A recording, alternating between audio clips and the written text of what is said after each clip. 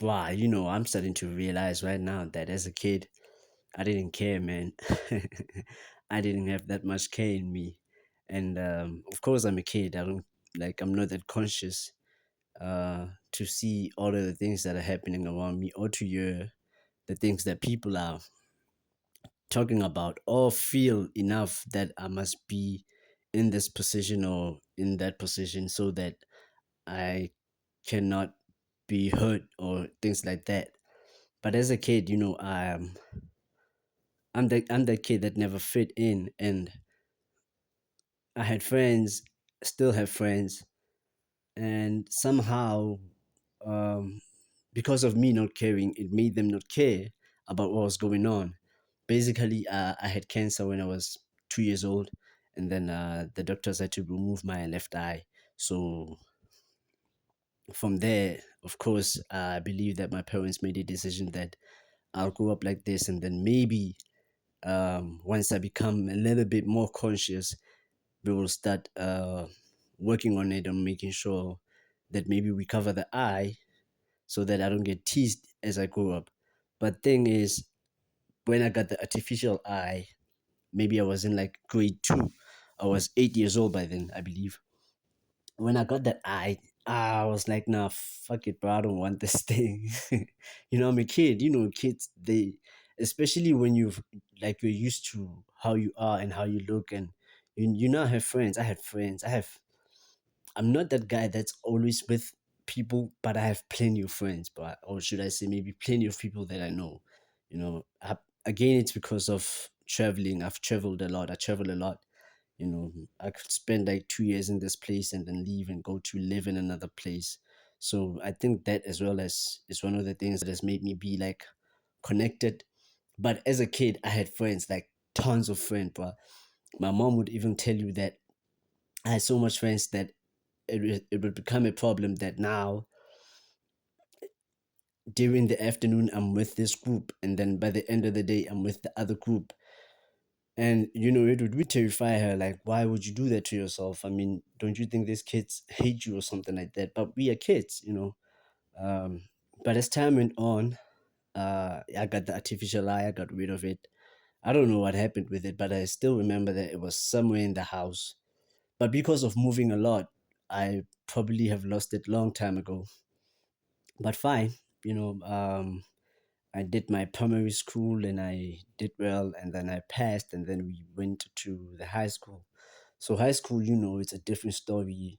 This is where all your primary school mates, y'all separate, and everybody goes their own way. And I remember having a conversation the week before the school opened, before my first first time ever, because I didn't go to the, I forgot what you call that, when they introduce you to the school, where you go to the new school before the school reopens, and they just show you the whole schoolyard. They introduce you to the teachers and all that. I didn't do that because I was away during the holidays. I had visited my mom. She was living like very far away from where I was staying, so I had left.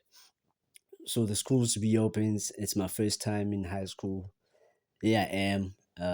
Still no artificial eye, and hence I'm doing this video right now because the last 3 years I have decided to, I don't know, maybe I'll call it hide my face a little, because maybe I've become more conscious in how people are, at how people will treat you if you look different. They say shit, they say some weird shit behind your back or even in front of your face. I've dealt with that so many times. So now it has made me become a little bit shy.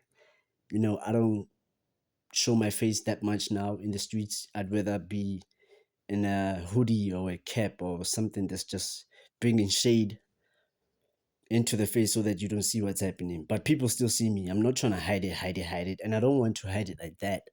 But I'm just trying to make it a bit more hard for people to see what's going on.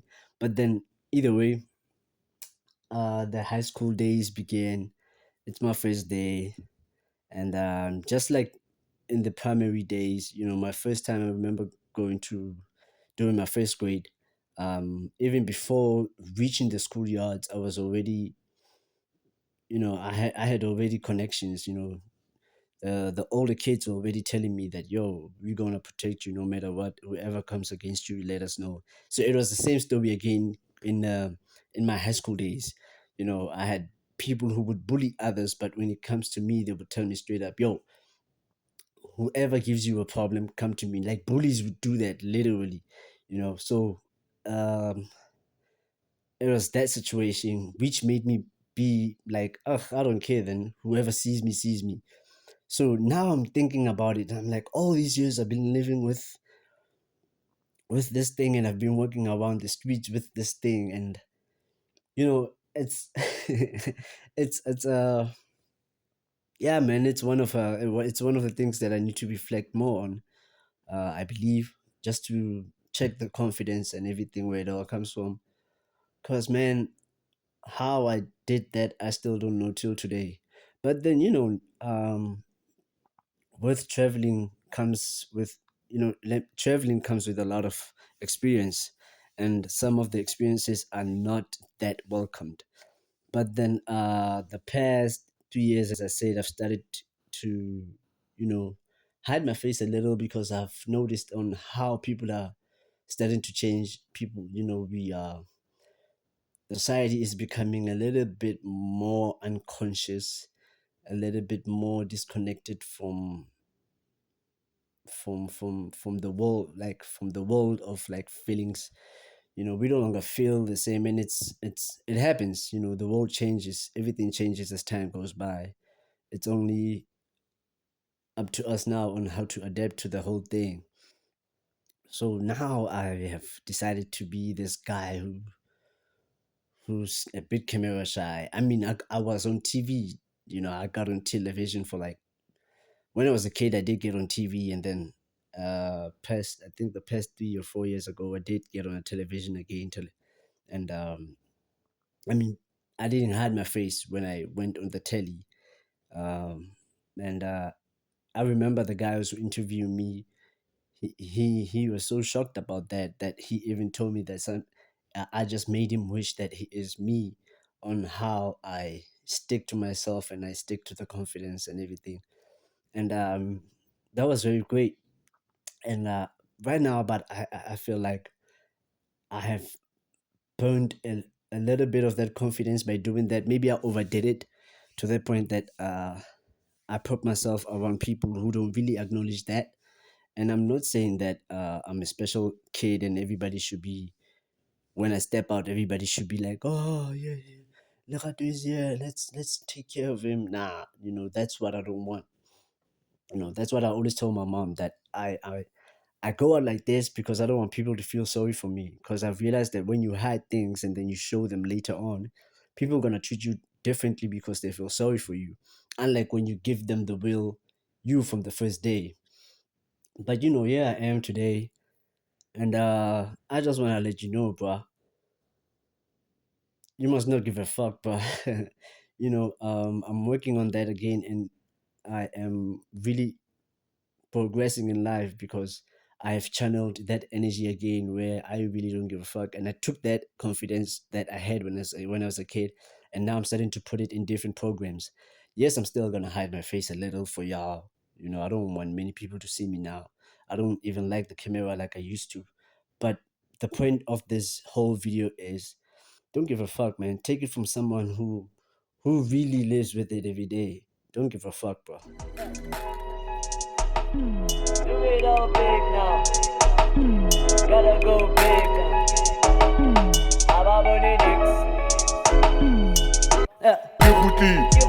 No man helene star suffer if. No man helene, you got it all together. Mare bashi bile haba boni nix. Shapa looking carry hagi it's in nix. No man helene, you do it all big now. No man helene, you gotta go big. Mare bashi bile haba boni nix. Shapa looking carry hagi it's in nix.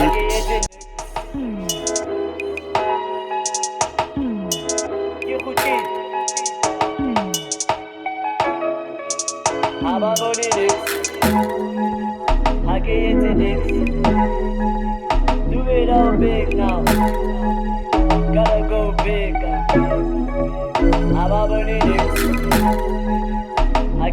niggas.